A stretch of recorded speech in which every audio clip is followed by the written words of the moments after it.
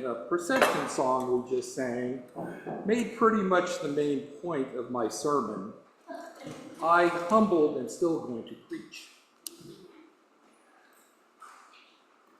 Many novels, plays, and movies have a point of revelation in the story, where we learn something about the protagonist or the situation that makes sense of the story so far and reveals where the rest of the story must go, and turns out to not be really what we were expecting. This sort of storytelling has been around a while because the author of the Gospel of Mark employs it, and today's reading is the big reveal. We have been reading the Gospel of Mark this year, and so far Jesus has been healing people and telling stories of what it's like to live connected to God, showing the disciples and the crowds that he has authority over illness and demons, speaking about God with authority that even the religious leaders of his time would not claim. And every time someone sort of starts to realize that Jesus is special, he tells them to shut up, like it's some sort of secret. In our gospel today, Jesus finally asks the disciples, "Who do you say that I am?" They have some pretty stock answers. John the Baptist, a prophet, Elijah. Elijah is the teacher's pet answer because he's the one who figured out from the Hebrew Scriptures, he's the one from the Hebrew Scriptures who disappeared into heavens instead of dying. So he's the most likely one to show up again.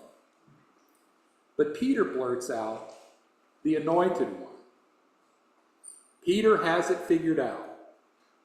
It's time to end the secret and talk about what's going to happen next. Jesus is the anointed one. God has given him a mission and the authority to carry it out. And Jesus immediately starts laying out where that mission is going to go. And Peter doesn't like it one bit.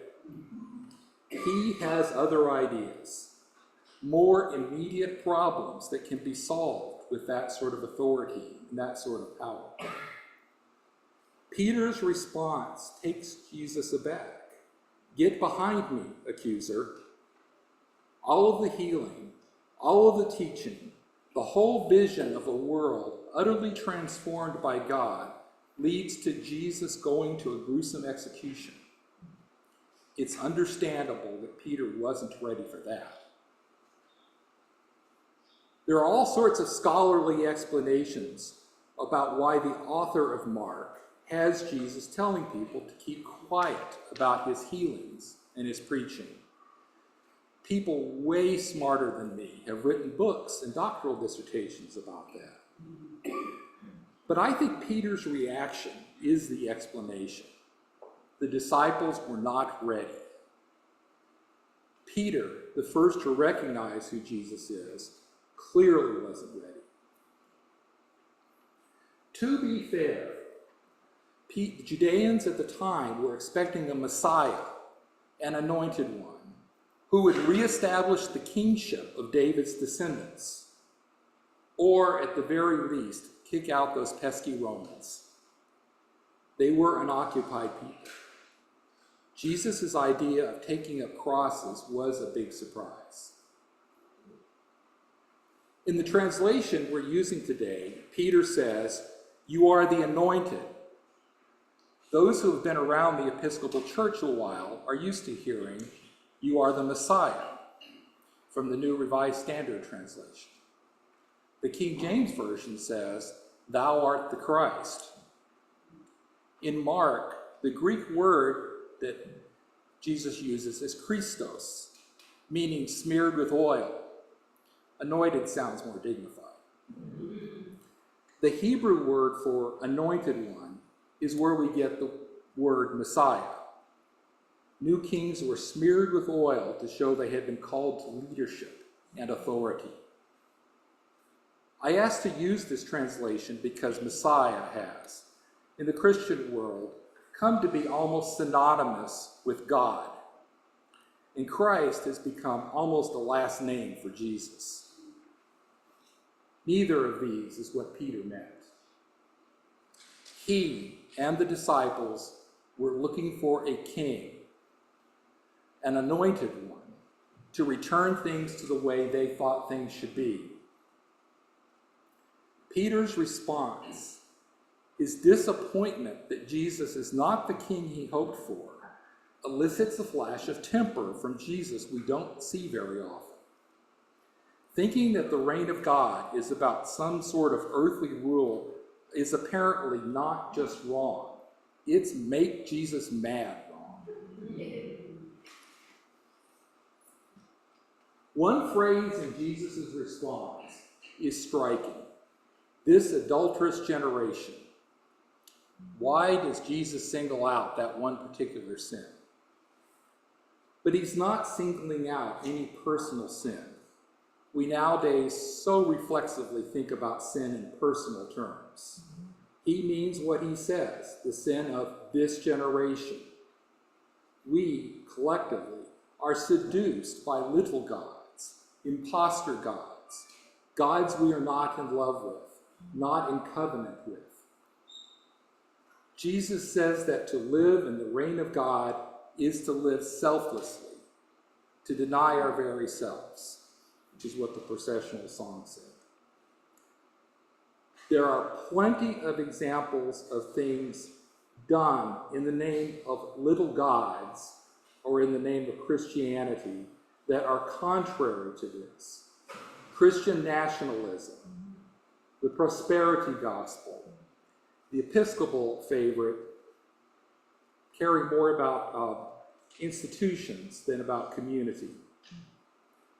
Really, anything that seeks to amass power or wealth and equate that with the reign of God. All of the Christian scriptures seem to agree on this. We Christians spend a lot of time worrying about being right, about believing the right things. We often go to theology or dogma to define who is doing Christianity correctly. The witness of Scripture seems to me to be a lot more fuzzy than our catechism books. Today, the Gospel of Mark's Peter proclaims Jesus to be the Anointed One. The entire Gospel of Mark never claims Jesus to be God. On the other hand, in the Gospel of John, that's the very first sentence. In the Gospel of Mark, when Peter answers the Anointed One, Jesus doesn't stop him and say, well, actually, it's more complicated than that. You need to study your Christology lesson again. But when Peter argues about what it means to follow Jesus, the Anointed One, Jesus says, get behind me, accuser. Peter, even after he realized who Jesus is, still wasn't ready for what it meant to follow Jesus. I feel that. It isn't often the easy way. I think most, if not all of us, are here because we have encountered Jesus. And I think we all have times when following him is challenging. In one of her sermons, Cara said, churches are places to practice living in the reign of God. I think that's right, and I think it would be a good elevator mission for a church. I, like Peter, am not ready.